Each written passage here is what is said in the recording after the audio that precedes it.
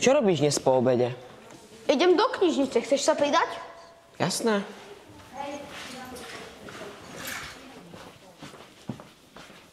Dobrý deň. Tu výpožičky. A to najjednovšie knižné tituly.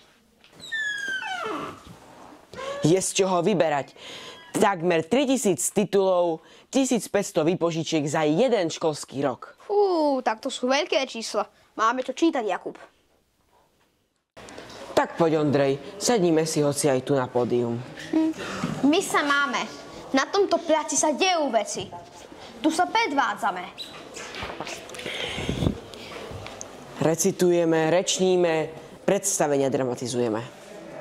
Pozývame známych hostí, moderujeme, skrátka sa predvádzame. Toto pódium nám už veru nestačí.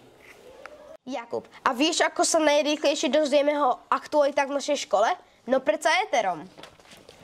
Naši rozhlasáci pod taktovkou našej pani učiteľky Majky Onderišinovej sa k nám v pravidelných vstupoch prihovárajú priam na profesionálnej úrovni cez rozhlasové okienka.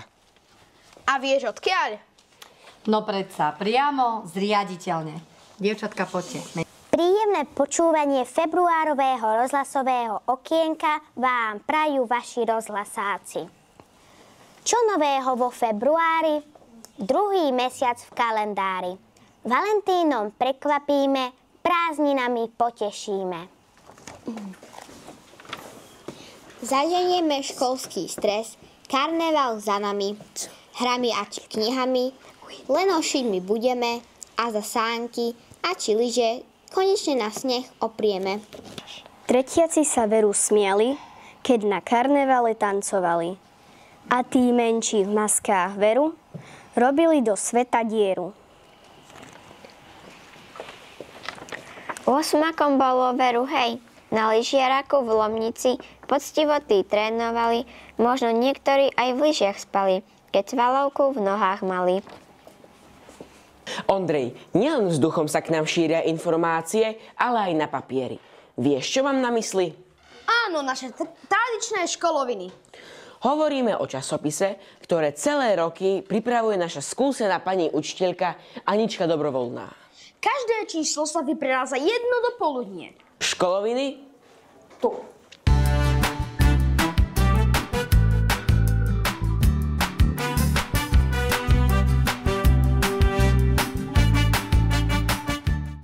Ondrej, nie hoci ktorá škola sa môže pochváliť vlastnými básnickými zbierkami. Naša veru áno. Ja viem, my máme sníčky, o čom snívajú naši najlepší literáti, víťazi okresných i celoslovenských kôl. Vo vlastnej tvorbe. Najlepšie vie pančeka Marcelka Tanikošová. Neveríte? Mrknite na našu webovú stránku. A tu žiacka sekcia. Aha, básnická zbierka. Vyber hoci ktorý ročník, napríklad 8.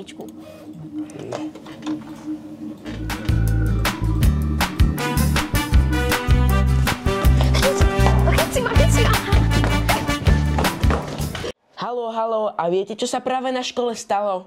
Nestačia už MP3 ani mobily. Do podcastov sme sa pustili. Ako to? Kedy? Kde? Mini podcastové štúdio sme si spravili. Podcasty zatiaľ na EduPage máme a na Facebook sa čoskoro chystáme. Ahojte, milí poslucháči.